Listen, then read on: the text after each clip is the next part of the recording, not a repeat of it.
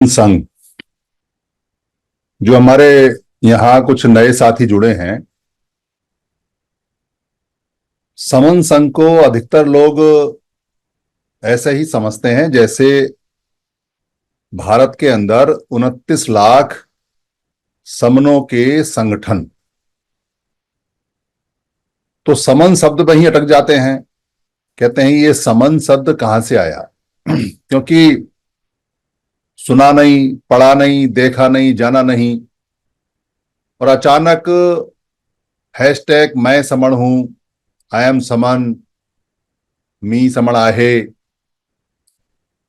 उनके 4-4, 5-5 ग्रंथ, उनके पोस्टर, उनकी वीडियो सारे सोशल मीडिया में और जगह जगह बहुत तेजी से जा रही हैं।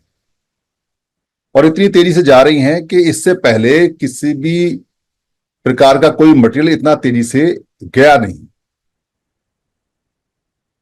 तो लोग जो समन संघ की मीटिंग में कभी आए नहीं, कोई ग्रंथ पढ़ा नहीं, किसी से मुलाकात हुई नहीं, कभी चर्चा हुई नहीं, कभी कोई वीडियो सुना नहीं, कोई अखबार पढ़ा नहीं जो हमारा डेटा प्लस चलता है, तो सोचता है कि ये भी कोई नेता वेता बनने के लिए लोग अपने लिए परेशानी कर रहे हैं, कुछ चंदा वंदा इकट्ठा करने के लिए ये सब एक्सरसाइज कर रहे हैं, ये कुछ मंचमाला का कार्यक्रम है, कुछ लोग अपने आप को ख्याति प्राप्त करने के लिए, प्रसिद्धि प्राप्त करने के लिए कोशिश कर रहे हैं, या कुछ लोग ऐसे हैं जो बाबा साहब का, बुद्ध का, ज्योतिबा फूले का, साहू जी महाराज का कार्यक्रम कर कर रात को आराम से सोने का कार्यक्रम बना रहे हैं कि हमने भी कुछ किया।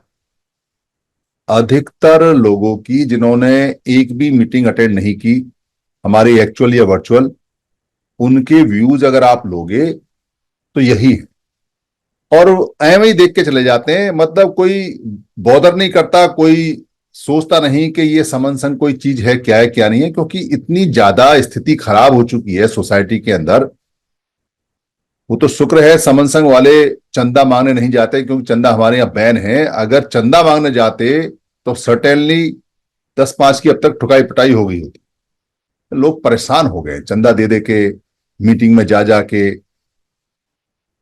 भाषण सुन सुन के, झंडे उठा उठा के, बैनर लगा लगा के, परिणाम कुछ आ नहीं रहा और मेहनत सारी सारी पानी में जा रही है।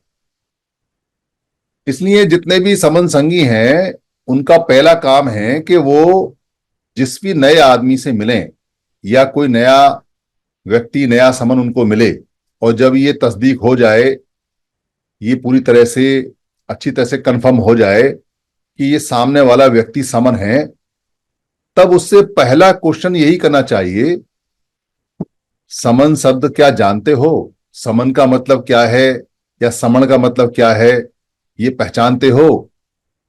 तो वो अपने जो उसकी जानकारी है, जो उसने पढ़ा है या कहीं सुना है, उसके बारे में वो कहेगा।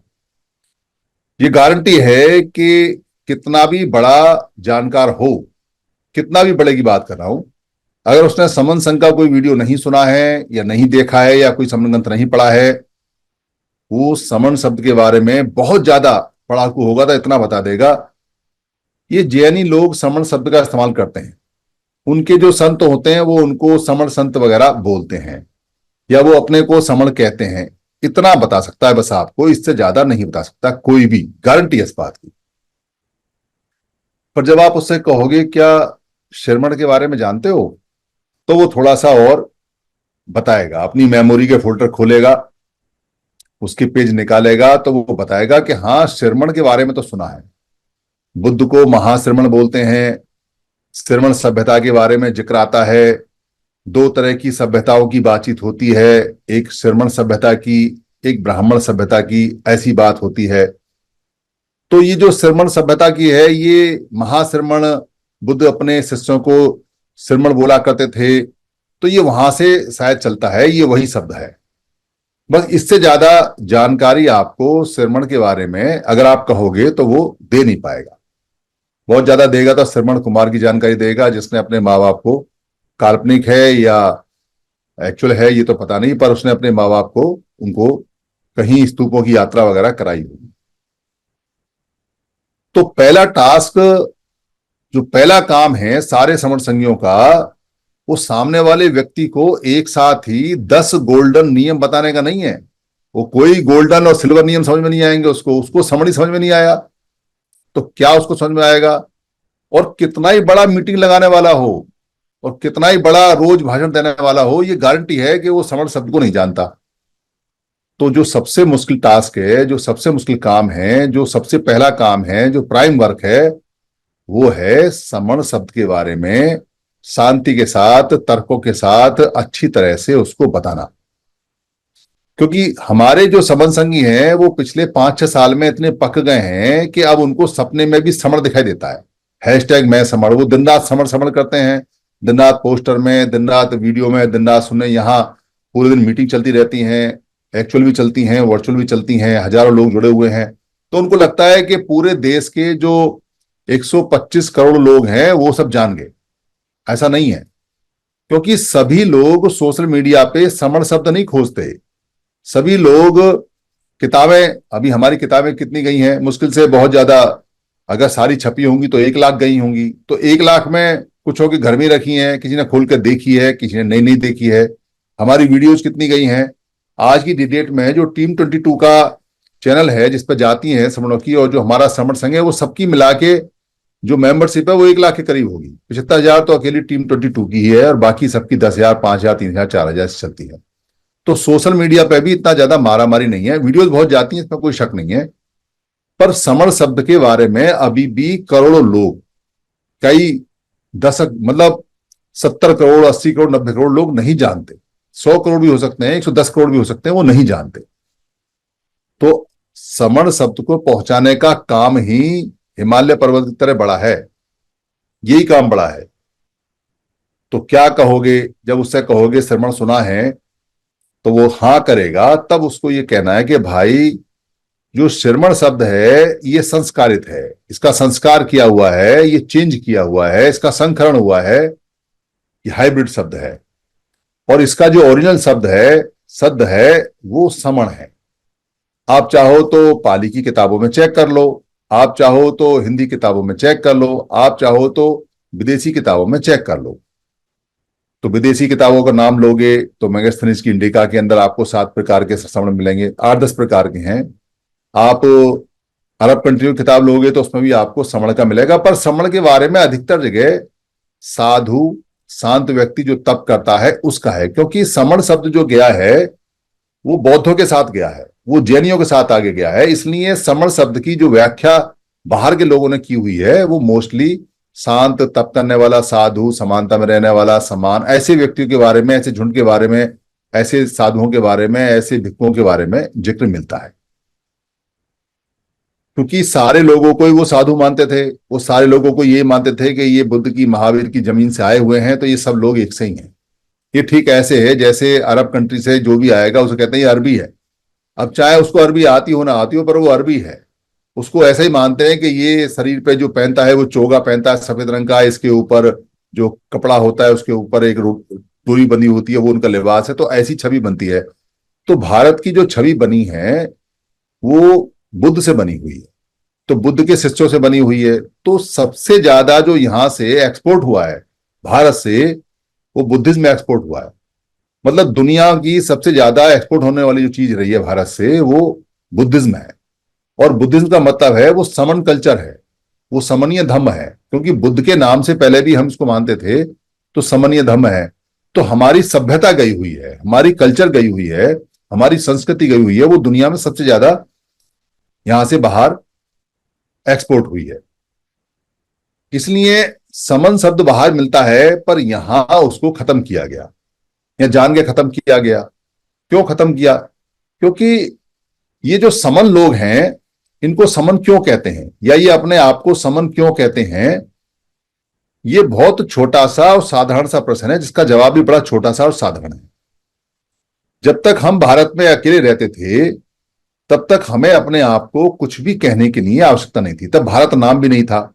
छोटे छोटे छोटे छोटे कबीले टाइप के गण राज्य, गण परिषद, गण परिषा, या गांव या नगर या निगम, मोस्टली निगम बोला करते थे। क्योंकि नाग लोग रहते थे तो नाग जहां रहते थे उसको निगम बोलते थे। नाग शब्द से ही नागरिकता बोलते हैं। नाग पहले आ रहा है, यानी कि जो नाग है वही नागरिक है। और उसी की नागरिकता है। तो नाग लोगों के अलावा भारत में किसी के पास नागरिकता नहीं है। ओरिजिनल नाग लोग हैं, उसी से नागरिकता और उसी से नगर, उसी से निगम, उसी से निकाय बना हुआ है। तो क्या हुआ, बाहर से जो लोग आए, क्यों आए बाहर से लोग? जाहिर सी बात है, खाना बदोश लोग हैं, यायावर लोग हैं। यायावर और खाना बदोश शब्द हमारे यहां पाली में नहीं मिलता। ये कमाल की बात है कि यायावर और खाना बदोश जो शब्द है वो हमारे पाली में नहीं मिलता। यायावर और खाना बदोश उसको बोलते हैं जिसके पास खाना ना हो, वो खाने के लिए ढूंढता रहे और खाने की खोज में लगातार चलता रहे, ऐसे लोगों को। पर हमारे यहाँ निक्रमण, निष्क्रमण और अभिनिक्रमण शब्द मिलता है।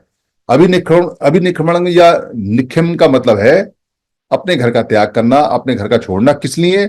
ज्ञान के लिए। पर बाहर नहीं जाना है, रहना यही है, अपने ही एरिया में रहना है, पर ज्ञान के लिए घर छोड़ना है, तब के लिए। और उसके लिए खाने के लिए कभी नहीं, क्योंकि खाना हमारे यहाँ कोई क्वेश्चन ही नहीं है। भारत के अंदर इतना पानी, इतनी बारिश, इतने पहाड़, इतने बर्फ, इतनी नदियां जो 12 घंटे बहती हैं, इतने जंगल, इतने जानवर, इतने अंडे, इतने शहद, इतना दूध, इतना मांस, इतना अन्न, इतना फल यहां बेकार जाता है, आज भी बेकार जाता है।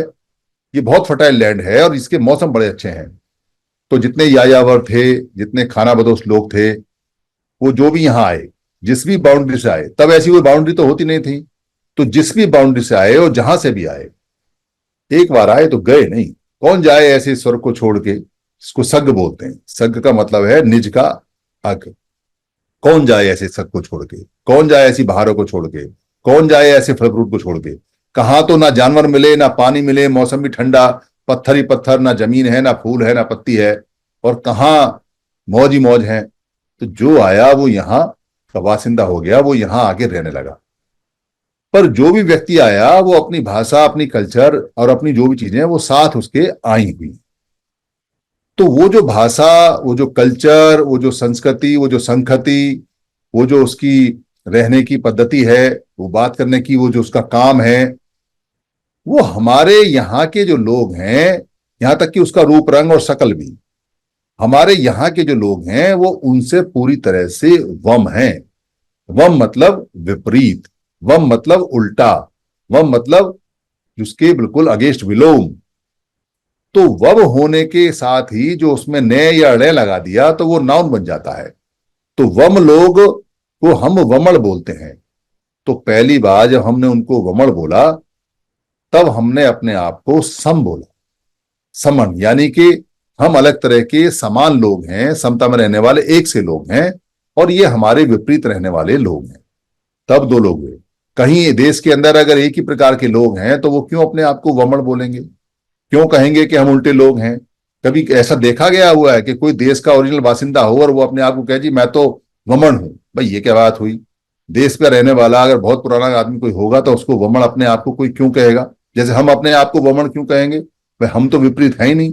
जब कल्चर हमारी है, जब ये समण पूरी पूरी सभ्यता है, समण सिविलाइजेशन है, तो हम क्यों कहेंगे? पर वमन सिविलाइजेशन नहीं होती, वमन सभ्यता नहीं होती, वमन कल्चर नहीं होती। क्यों नहीं होती? क्योंकि बाहर से जो आए लोग हैं वो यहां आते हैं तो वो एक सेक्टर बन जाते हैं, जिसको बोलते हैं वर्ग। वो वर्ग बन जाते हैं, यानी वर्ग यानी भाग बन जाते हैं, हिस्सा बन जाते हैं, पर वो मूल के साथ नहीं जुड़ते कभी भी। ऐसा हमेशा होता है पूरी दुनिया के सारे देशों में, सारे कंट्रियों में।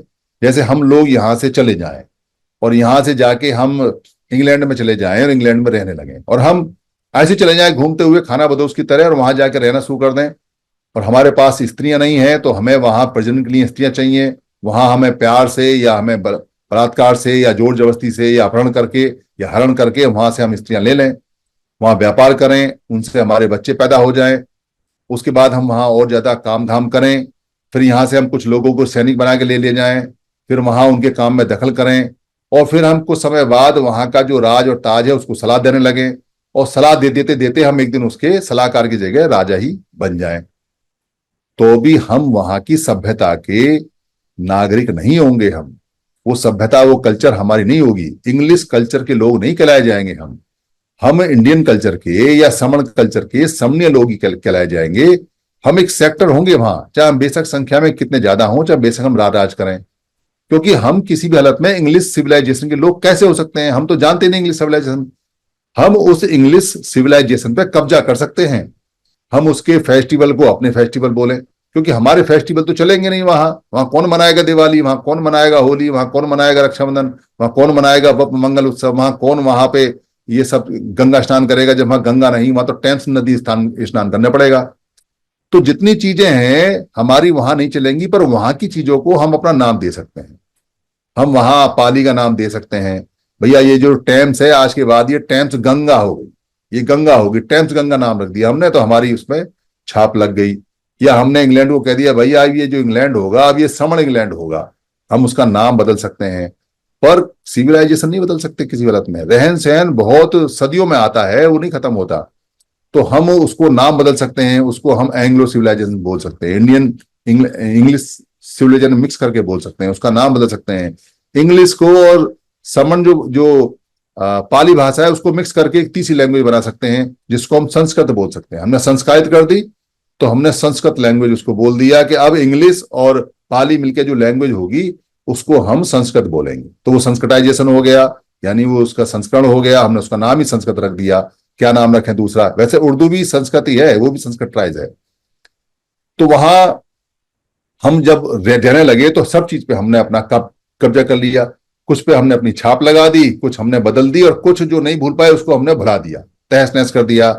उनके जो मॉन्यूमेंट्स हैं, उनके जो चर्च वगैरह हैं, उनकी जो सभ्यता है, उनकी जो कल्चर है, जो चीजें, उनको हमने तोड़ा फोड़ा। मतलब तीनों काम किया हमने। हमने भ्रम भी फैला दिया, हमने अपना भी लिया और हमने खत्म भी कर दिया। पर सब कुछ मिला के हमें अपना करना है। उनके गाने, उनका कल्चर, उनका म्यूजिक, उनकी आर्ट, सब पे अपनी मोहर लगा दी। अब ये सब हमारे हैं, सपनों के हैं। ऐसा सपना ले सकते हैं आप लोग, पर इस सपने को आप उल्टा कर दो। अब सपना ये देखो कि बाहर से इंग्लिश लोग आए, पोर्चुगीज लोग आए, फ्रांसीसी लोग आए, जर्मन लोग आए, उन्होंने यहाँ भारत में रहे। मंगोल लोग आए, अरबी लोग आए, सब भारत में रहे। सबने वहां अपने अपना हिसाब से हमारे लोगों पर राज किया। सबने यहाँ सेनाएं लेके आए, हमको मारा काटा।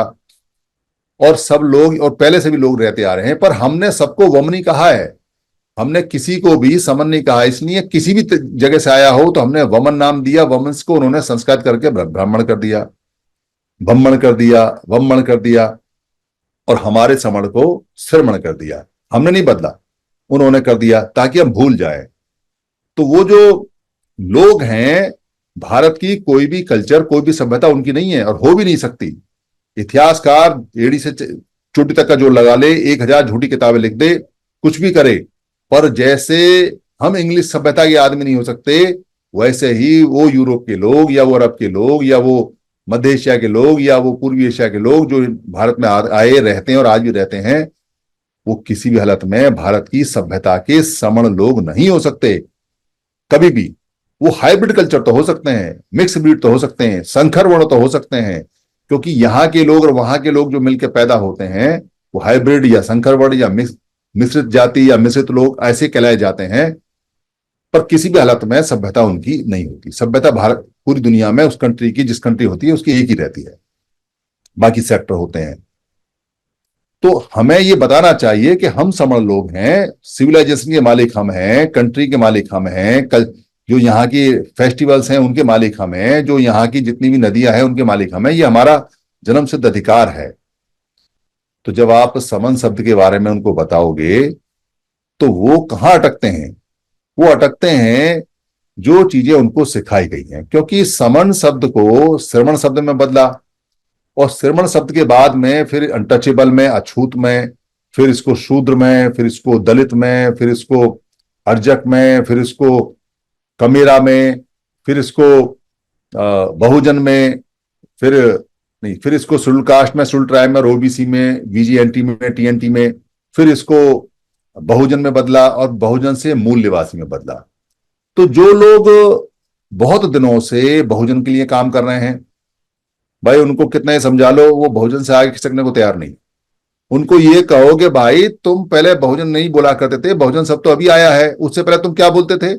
उससे पहले तुम अपने आप को दलित बोलते थे, अपने आप को डिप्रेस क्लास बोलते थे, अपने आप को अछूत बोला करते थे।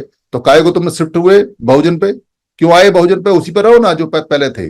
जब तुमको आगे बढ़ने से इतनी नफरत आ रही है तो तुम आगे बढ़े क्यों? पर क्या है कि उनका पूरा जीवन चला गया, उन्होंने पूरे जीवन में प्रचार किया है, बड़ा सीना ठोक ठोक के कहा है हम बहुजन हैं, हम बहुजन हैं। या जो अर्जक वाले हैं वो कहते हैं हम अर्जक हैं, अर्जक हैं। या जिन्होंने दलित नाम रख रखा है वो कहते हैं हम दलित हैं, दलित हैं, वो दलित में खुश हैं।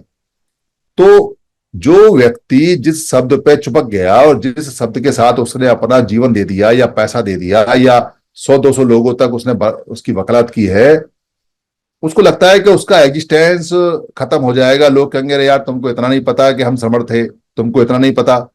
पर भाई समय के हिसाब से चेंज होना बुद्धिमानी होती है। जब आपने दलित छोड़ दिया, जब आपने शूद्र छोड़ दिया, जब आपने अर्जक छोड़ दिया, जब आपने कमेरा छोड़ दिया, जब आपने अछूत छोड़ दिया, बहुजन हो गए और बहुजन वाले लोग ने बहुजन छोड़ दिया तो मूल निवासी पे शिफ्ट हो गए। तो कहते हम तो मूल निवासी हैं, बाकी विदेशी हैं। तो भाई बाकी विदेशी हो ना हो, पर तुम मूल निवासी हो तो वो लोग कौन हैं जो यहां से बाहर गए और बाहर जाके उनके बच्चों का मूल बदल गया? वो लोग कौन हैं? और मूल निवासी जो है वो निवास को बताता है।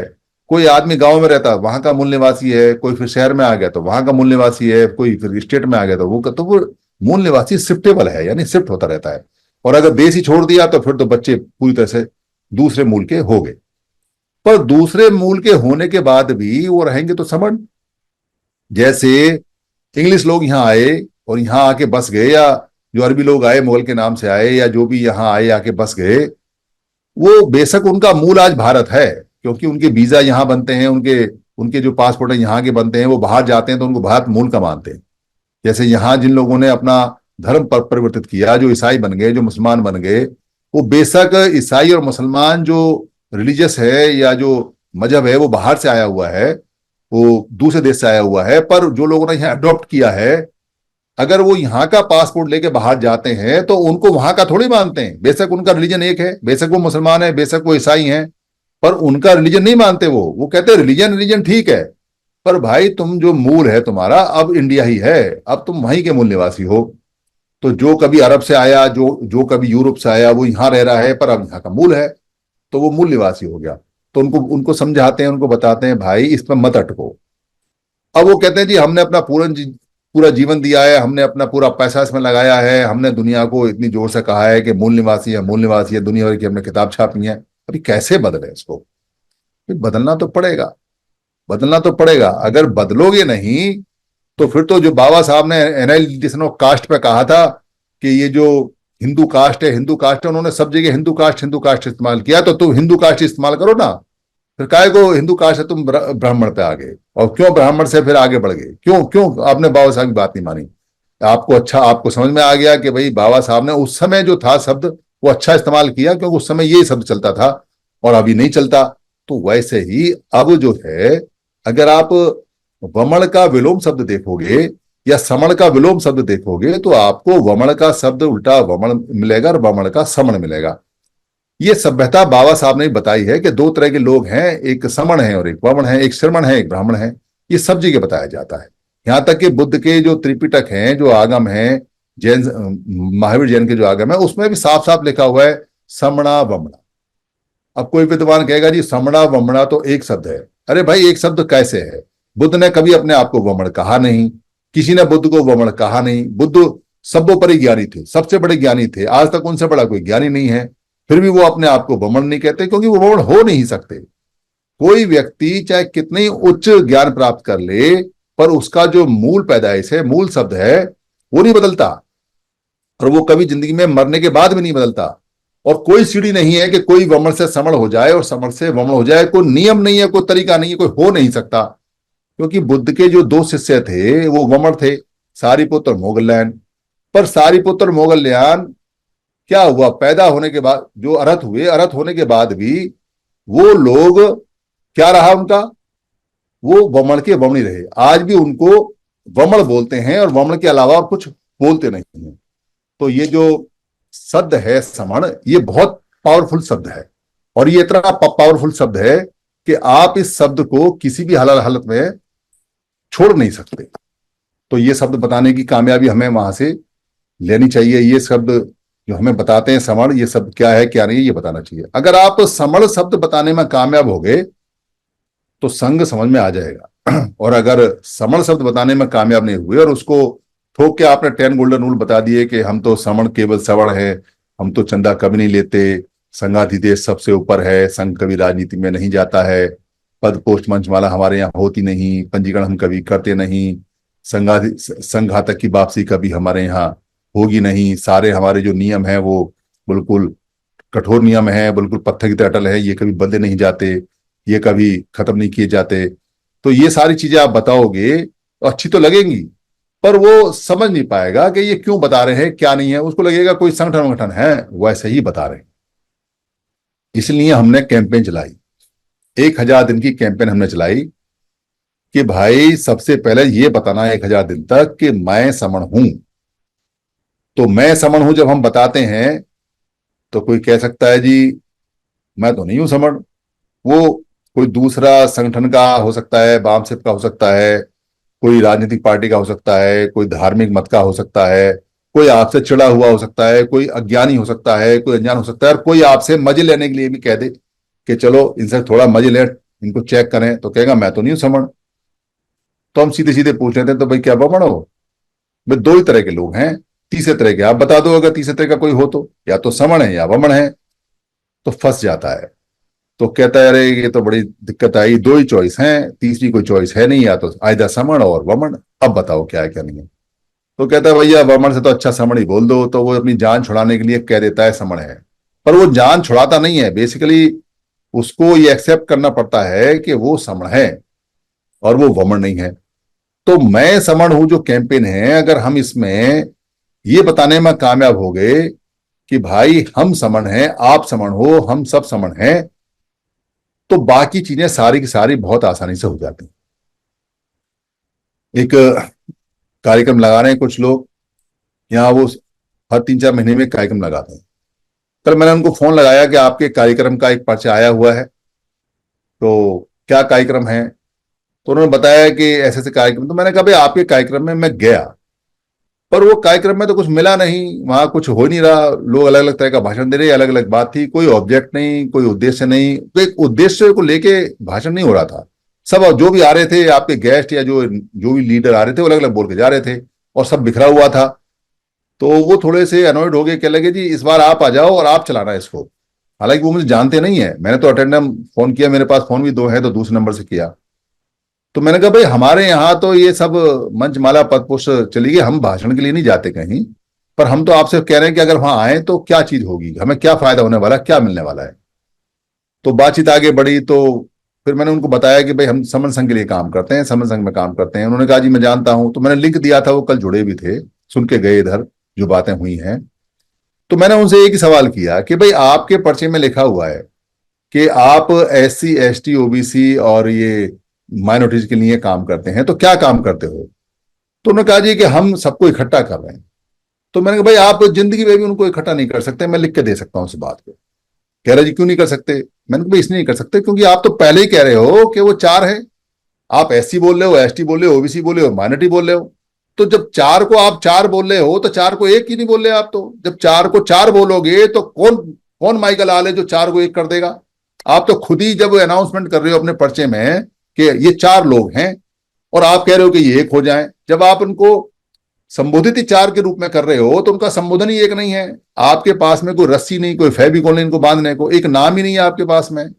एक नाम तो जब उनका होगा तभी तो उनके माइंड में ये बात आएगी कि वो 1 हैं। जब उनके नाम ही 4 हैं तो 4 तो अलग अलग हैं ही। तो पता नहीं उनको कितनी बात समझ में आई कितनी नहीं आई, पर मैंने उनको बोल दिया, क्योंकि समझदार होंगे तो समझ लेंगे। भाई वमणों को देखो आप, वमणों में कास्ट नहीं है तो समणों में भी नहीं, क्योंकि समणों में जिसको कास्ट बोलते हैं वो काम होता है, पर वमणों का तो कोई काम भी नहीं है। जब वमण यहाँ आए थे तो कोई काम वाम जानते नहीं थे, एक ही हुनर जानते थे, खाना ढूंढना और खाना, खाना छीनना और खाना, जानवर उठाने और काट के खाने, यही उनका काम था। यही वहां से सीखा उन्होंने, यही उनके उसमें था, जीन्स में। क्योंकि उनकी परिस्थितियां खाना बदोश की रही हैं। खाना बदोश आदमी पूरी जिंदगी खाना ढूंढता है, इसलिए उसको खाना बदोश बोलते हैं। तो भाई वो जब यहाँ आए तो उन्होंने यहाँ छीनने की कोशिश की, वो छीन नहीं पाए, क्योंकि यहाँ के जो समण हैं बड़े लड़ाके हैं। वो वज्ञ से यानी बाघ से लड़ते हैं, बाघ से, टाइगर से, वो शेर से लड़ते हैं, वो चीज उससे हाथी से लड़ते हैं, हाथी को पालतू बनाते हैं, वो जानवरों से लड़ते हैं, सांड से लड़ते हैं, वो इकट्ठा इनको करते हैं। तो उनसे कौन लड़ेगा? इसलिए उन्होंने सरेंडर कर दिया बमलों ने। तो उनकी याचना स्वीकार हो गई, उनको कहा ठीक है तुम मांग के खा सकते हो। तो याचक रहो, मांग और खाओ, तो वो सिर्फ याचना कर सकते हैं और खाते हैं। और समण ने कभी जिंदगी में याचना की नहीं, एक भी उदाहरण ऐसा नहीं है। तो वो जो लोग हैं उनको देख लो कि उन्होंने अपने टुकड़े नहीं किए कभी। वो बेशक अलग अलग काम करते हैं, उसमें कुछ भूमिहार भी हो गए जो भूमि का चलाते हैं, उसमें कुछ लोग हैं व्यापारी भी हो गए जिन्होंने अपने धर्म वरम छोड़ छाड़ के व्यापार में काम कर लिया, कुछ लोग उसमें नौकर भी हो गए जिसको सरकारी नौकर बोलते हैं, कुछ लोग पान भी बेच रहे हैं, कुछ लोग दुकान भी चला रहे हैं, कुछ लोग ठेकेदारी भी कर रहे हैं। पर वो काम के नाम से नहीं पहचाने जाते, उन्होंने अपनी पहचान काम के नाम से नहीं की हुई है, जबकि हमारी पहचान काम के नाम से है। हमारा तेली तेल निकाले तो तेली बोल देते हैं, हमारा अगर माली फूल माला काम करे तो उसे फूल माली बोल देते हैं, फूले बोल देते हैं। हमारा अगर कोई व्यक्ति है जो धनुष बनाता है तो उसको धानुक बोल देते हैं। ये काम के नाम हमारे चलते हैं, पर उन्होंने सारे काम वो कर रहे हैं, पर अपने आप को वो वमण बोलते हैं, ब्राह्मण बोलते हैं। क्यों बोलते हैं?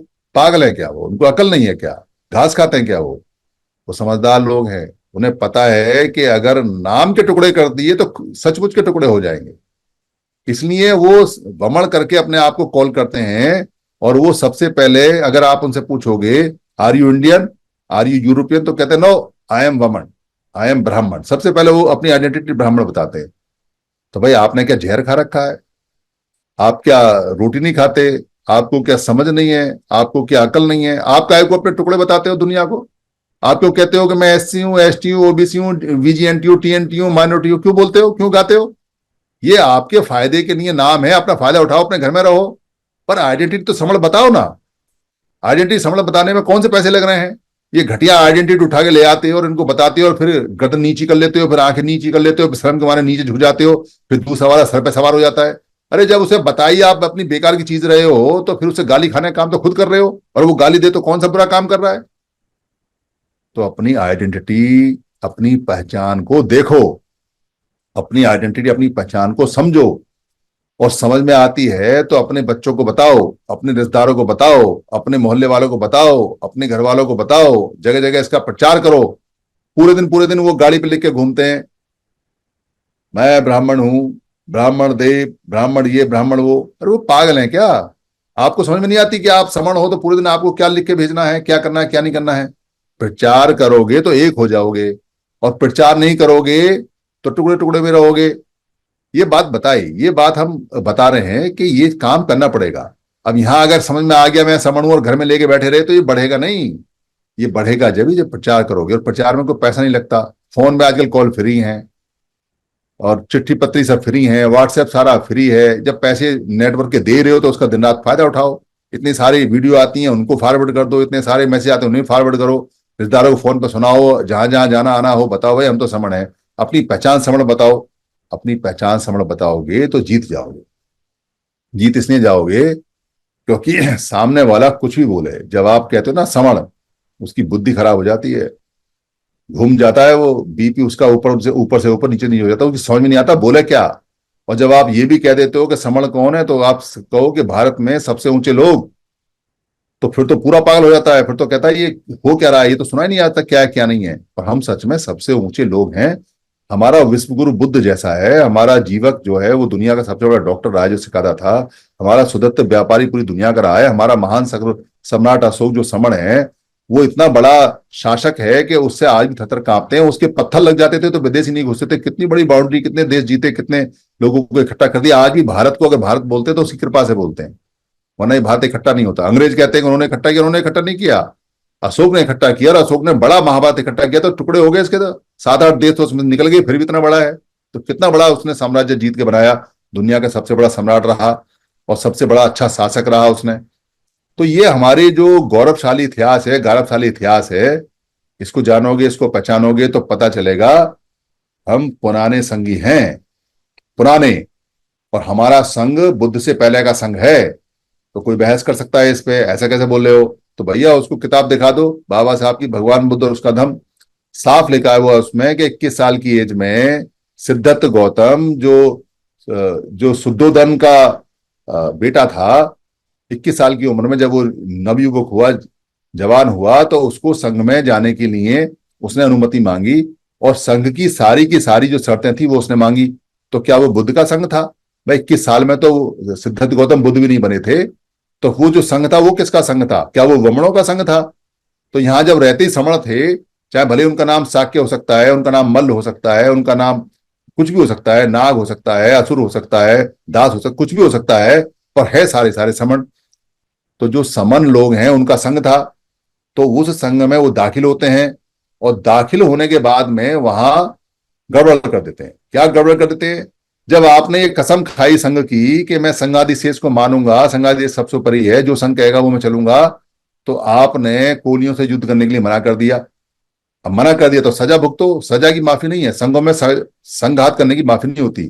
तो 3 सजाओं में से एक सजा उन्होंने चुनी कि उनको संघ छोड़ के जाना पड़ेगा, घर छोड़ के जाना पड़ेगा, जो पूरा पूरा गढ़ है वो छोड़ के जाना पड़ेगा। वो गए, 6 साल तक भटके घूमे गाए, उसके बाद बुद्ध बन गए। तो संघ जो चलता है सवर्णों का, वो पहले है, और वही सवर्णों के संघ के नियम बुद्ध ने अपने संघ में भी काफी हद तक लिए हुए हैं, और वही महावीर जैन ने लिए हुए हैं। उनका भी संघ होता था, उनके भिक्षुओं का भी। तो ऐसे गढ़ जो संघ है हमारे पूर्व में और पश्चिम में बहुत होते थे, और उन सबके एक ही नियम होते थे, और उस नियम का नाम है डेमोक्रेटिक पॉलिसी, यानी कि लोकतंत्र, लोगों के द्वारा लोगों के लिए लोगों का। वही पॉलिसी हम यहाँ समर संघ में चलाते हैं, लोगों का संघ, लोगों के लिए और लोगों के द्वारा। यानी इस संघ के अंदर जितने भी डिसीजन होते हैं ओपन हाउस में होते हैं। 1 तारीख को हाउस लगता है, या हमारा जमीन पर हाउस लगता है, जब भी लगता है। कोई भी जो संघी है, जो जिसको ये मान्यता मिली हुई है कि वो यहाँ का वक्ता है, वो मान्यता का कोई बता देंगे अभी आपको। मान्यता का मतलब है आप सक्रिय काम करना चाहते हो तो आप बताओ कि आप सक्रिय काम करोगे तो आपको मान्यता मिल जाएगी। उस मान्यता प्राप्त व्यक्ति का, जिसको स्पोक बोलते हैं, वो कोई भी एजेंडा जो उसको लगता है संघ हित में है, और अगर ना भी लगता हो, उसको लगता है कि ये संघ के अहित में, तो लगा दे। कुछ भी एजेंडा लगाने का यहाँ है, जो कार्य सदन समिति है वो उसके एजेंडे को पास करेगी, देखेगी, अवलोकन करेगी। लगने लायक होगा तो लगाएंगे, नहीं लगने लायक होगा तो उससे कारण पूछ लेंगे, जैसे लोकसभा में काम चलता है। और वहां उस व्यक्ति का जो एजेंडा है वो डेट पे लगेगा, उस पर सारा संघ जो उस समय अवेलेबल होगा बहस करेगा। अगर वो पास होना होगा तो हो जाएगा, तो फिर वो संघ का एजेंडा हो जाएगा, वो संघ का प्रस्ताव हो जाएगा, उस पर संघ काम करेगा। और गिर गया तो भैया दोबारा लगा देना, या संशोधन के लिए चला गया तो संशोधित होकर आएगा, फिर देखा जाएगा। तो ऐसा सिस्टम पूरे भारत में कहीं नहीं है। पूरे भारत में कहीं भी ये सिस्टम नहीं है 29 लाख संगठनों का, सिवाय पार्लियामेंट को छोड़ के। पार्लियामेंट में ये सिस्टम है, या बुद्ध के यहाँ ये सिस्टम था, या बुद्ध से पहले जो समर संघ होते थे उसमें ये सिस्टम था, और इसके अतिरिक्त कहीं नहीं। बाकी सब मैन मेड है। आदमी उसको चलाते हैं, आदमी उसको बनाते हैं, आदमी उसको फायदा उठाते हैं, वही नेता बनते हैं, वही पैसा लेते हैं, वही अकाउंट खुलवाते हैं, वही चंदा लेते हैं, वही पॉलिसी लेते हैं, और अगर कोई उनकी बात ना माने तो उसको निकाल देते हैं।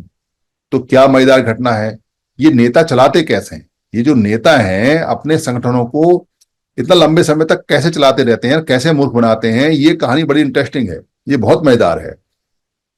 दरअसल जो नेता होता है वो सबसे पहले जब कॉलेज में, यूनिवर्सिटी में होता है, तो वो नेतागढ़ी के कीड़े उसके अंदर वहीं से आ जाते हैं।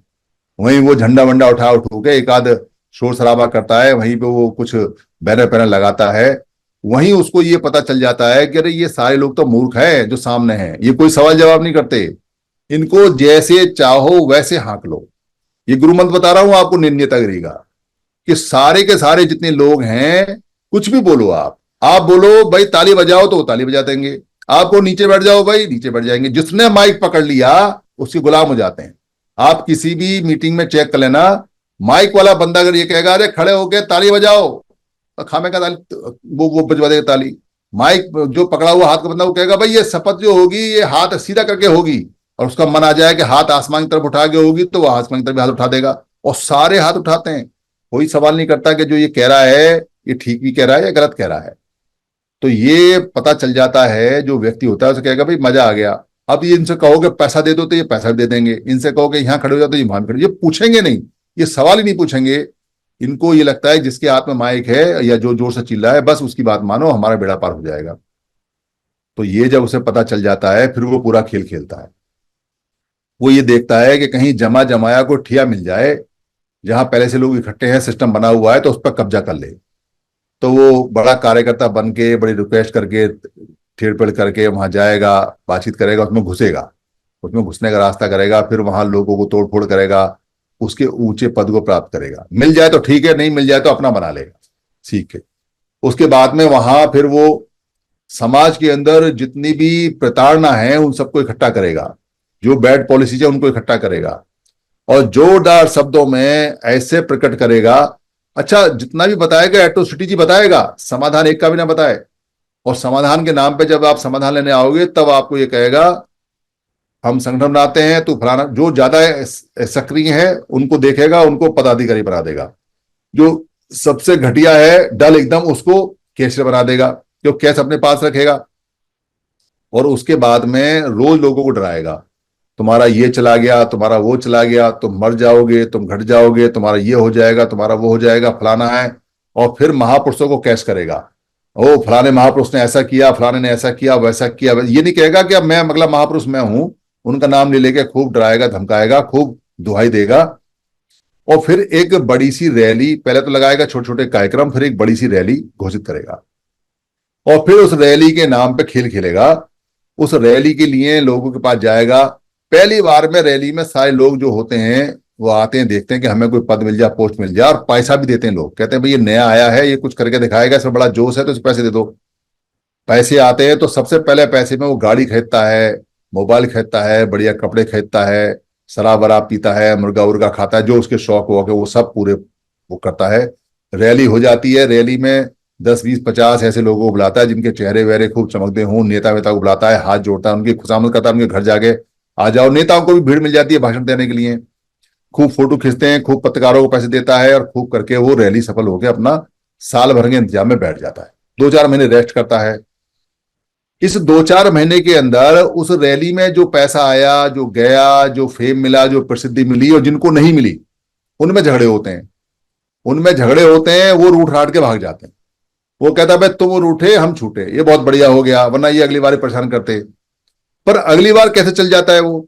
अगली बार ऐसे चल जाता है कि जैसे इसके रूट के भागे, इससे इसको जिनको पैसा नहीं मिला इस बंदे के रूट के भागे, वैसे ही और संगठनों के जो रूठे हुए भागे हुए होते हैं वो कहते हैं जी हम हैं अब आपके साथ। मतलब वो आपस में एक दूसरे की दुश्मनी को पूरा करने के लिए एक दूसरे के दुश्मन के पास चले जाते हैं। अच्छा, नेता आराम से बैठा हुआ, उसका काम बढ़िया मस्त हो रहा है, कह रहा है भाई 10 गए और 10 आए, तो मेरे तो ना गए ना मेरे आए। और वो 10 जो आए, जहां से वो पैसे इकट्ठे करते हैं, वो फिर उसकी रैली करवाते हैं। और किसने करवाते हैं, किसने मीटिंग लगवाते हैं? क्योंकि हमें दूसरे वाले को नीचा दिखाना है, दूसरे वाले को हमें डाउन करना है। मतलब समाज को मिलना मिलना गया भाड़ में। समाज से कौन यहाँ खेल रहा है, समाज के लिए कौन यहाँ लेके आ रहा है? वो जो दूसरा वाला नेता था, जिसने हमको पैसा नहीं दिया, जिसने प्रसिद्धि नहीं दी, जिसने हमारा भाषण नहीं कराया, जिसने हमें कुछ समझा नहीं, जिसने हमें निकाल दिया, जिसने हमारी बेइज्जती करी, या जिसे हमने बनाया या जिसने हमें स्थापित किया, उसने हमारे साथ ऐसे किया, इसको खत्म करना है, चाहे कुछ हो जाए। तो दोनों ही के काम पूरा हो जाता है। इसके भगे हुए उधर पहुंच जाते हैं, उसके भगे हुए इधर आ जाते हैं। और एक आध जो ज्यादा चतुर होता है वो कुछ नया डिवीजन खोल लेता है, वो नया बना लेता है कि मैं तो अपना अलग ही चलाऊंगा, फायदा बहुत है इसमें। तो टुकड़े भी होते हैं, चलते भी रहते हैं और बढ़ भी जाते हैं।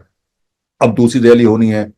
अब दूसरी रैली में जो पहली वाली जो रैली के लोग आए थे उन्हें समझ में आ गया भाई ये गधा है, 1 साल में कुछ नहीं किया इसने। पर वो किसी को बताते नहीं कि हमने इसको पैसा भी दिया, हमने इसकी मीटिंग भी कराई और ये तो गधा है। क्योंकि लोग कहेंगे अबे तुमको इतना दिन बाद पता चला कि गधा है, हमको तो पहले ही पता चल गया। इसलिए अपनी बेइज्जती ना हो, इसलिए जो पिटे पिटाए लोग होते हैं, लुटे पिटे लोग होते हैं, वो कभी नहीं कहते ये नेता गधा है, इसके बाद इससे कुछ नहीं आता। बल्कि वो इस बात का मजा लेते हैं कि हम तो लुटे, हम तो पिटे, अब देखो ये मूर्ख जा रहे हैं, ये लुटेंगे और ये पिटेंगे। और जब ये लुट पिट के आएंगे उसके उसके बाद बताएंगे कि जी हमें तो पहले ही पता था। पहले नहीं बताते, क्योंकि पहले बताएंगे तो उनसे पूछ लेंगे कि तुम गधे हो, तुम क्यों उसके साथ हुआ। तो वो क्या करते हैं, जो लोग होते हैं वो नया सेक्टर ढूंढते हैं। पहले पढ़े लिखों को बुलाया, आपके थोड़े कम पढ़े लिखों को बुलाओ, तो उनको बुला लेते हैं, तो वहां नेतागिरी चलती है। तो उनका रैली का काम फिर थोड़े नीचे के लेवल के लोगों को बुला के हो जाता है। इस बीच में क्या होता है कि हर साल 10 5 आदमी, 20 50 आदमी, 100 50 आदमी ऐसे होते हैं जिनके नेतागिरी के कीड़े ज्यादा कुबलाते हैं, जो या तो नौकरी में वीआरएस ले लेते हैं, या नौकरी छोड़ देते हैं, या जिनके पास अचानक पैसे आ जाते हैं, या जो बिल्कुल फक्कड़ हो जाते हैं। ऐसे लोग जिनको नेतागिरी का चस्का, और ये हर साल होता है, हर साल 10 20 50 लोग ऐसे आ जाते हैं जिनको नेतागिरी का चस्का होता है। तो उनको टोपी पहनाई जाती है, उनको सॉल उड़ाया जाता है, कहते हैं टोपी पहना दी इसको, टोपी उसी को बोलते हैं। तो उनको बुलाया जाएगा, वो संपर्क करेंगे, पहले आएंगे। तो जो व्यक्ति स्थापित हो रहा है अपना संगठन बना के नेतागिरी में, उसके पास आएंगे, वहां जाके उसकी चमचागिरी करेंगे, पहले उसके मीटिंग लगवाएंगे, फिर उसको पैसा देंगे, फिर वो नेता बड़ी चतुराई से उनको बुलाता है, फिर उनको टोपी पहनाता है, फिर शॉल पहनाता है, फिर माला पहनाता है, फिर उनको पद देता है कि आज से हमारे जनरल सेक्रेटरी हो गए, आज से हमारे असिस्टेंट जनरल सेक्रेटरी हो गए, आज से हमारे बड़े वाले जनरल सेक्रेटरी हो गए, ऐसे पद देता है। और भाई उस पद को लेके वो जो नेता है, क्योंकि कहाँ तो कुत्ता ना पूछे और कहाँ उसको अचानक पद मिला, उसको लगता है कि जब ये नेता इतना बड़ा मेरे को पद दे रहा है तो अब तो मैं बस MP MLA बन गया, मंत्री बन गया, अब अगला स्टेप ही तो है, बस चुनाव में अब मेरी जय जयकार होनी है, मेरे पास इतना नेता है।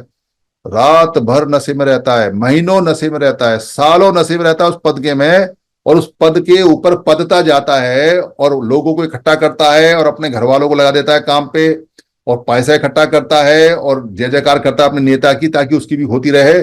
और नेता भी तक चाहता चतुर चालाक होता है कि उसी के एरिया में उसी को जाके उसकी वाहवाही करके आता है, उसके सामने सबको कह देता है, और उसका दूसरी रैली का इंतजाम भी हो जाता है। तो उसकी दूसरी रैली हो गई, अब तीसरी रैली का इंतजाम होना है। तो जहां जहां वो पहले मीटिंग लगा के आया था उसके वहां कुछ ना कुछ दुश्मन होते हैं, यानी जिसको उसने हाईलाइट किया उसके दुश्मन होते हैं। ये दुश्मन कांटेक्ट में रहते हैं, नेता को इतनी पहचान रहती है कि इसने इस आदमी के अगेंस्ट में बोला, तो नेता उनको पीछे से यानी बैक डोर से उनको कांटेक्ट करता रहता है या करवाता रहता है। और जब देखता है कि उसका नेता कमजोर पड़ा तो उसी के साथी को उसी के अगेंस्ट में खड़ा कर देता है, और खड़ा करके कहता है तो तुम्हारा साथी है ये, और ये अब इसको हराना है, फिर उससे काम लेता है। ये सीरीज बहुत तरह की चलती रहती है, लगातार चलती रहती है। ये लोग घूम फिर के एक दूसरे की दुश्मनी में नेताओं को काम करते हैं, और नेता मुस्कुरा के अपना भीड़ दिखा के कहीं एक MLA MP का कोई टिकट विकेट ढूंढता रहता है, वो उसे मिल जाता है। और जब तक वो मरता नहीं तब तक वो पद छोड़ता नहीं, ना ही वो संगठन छोड़ता, और लोगों को कुछ मिलता नहीं। और ये सिस्टम पूरे भारत में बड़े मजे से चल रहा है। इसके और भी बहुत सारे वो हैं, बातें हैं इसकी। ये बहुत बारीक सिस्टम है जो चल रहा है, मैंने मोटा मोटा आपको बताया है। ये इतना बारीक सिस्टम है कि आप देखोगे तो मतलब दांतों तले उंगली चला जाओगे कि ये नेता सर्वाइव कैसे करते हैं। मतलब ये इतने मूर्ख लोग हैं हमारे कि उनको ये नहीं पता कि उनके साथ हो क्या रहा है, कर क्या रहा है, और नेता को सब पता रहता है क्या क्या नहीं। और पूरे संगठन में अगर आप हिस्ट्री उठाओगे तो उस अकेले नेता और उसके परिवार और उसके रिश्तेदार के अलावा आपको स्थायी एक भी बंदा नहीं मिलेगा। इसका मतलब समझो आप, इसका मतलब यह है कि जो नेता है और जो नेता का परिवार है और जो नेता का रिश्तेदार है वो स्थायी रहते हैं, वो पैसा संभालते हैं, वो सिचुएशन संभालते हैं, वो सब संभालते हैं। बाकी उसके यहाँ लोग आते हैं, साल भर 2 साल 3 साल टिकते हैं, पूरी ताकत लगाते हैं, पूरी मेहनत से काम करते हैं, उसके बाद गुड बाय करके कहीं और चले जाते हैं। और कोई भी व्यक्ति जो बाद में आने वाला है वो कभी ये नहीं पूछता अब नेताजी वो पहले वाले जो लोग थे वो कहाँ गए।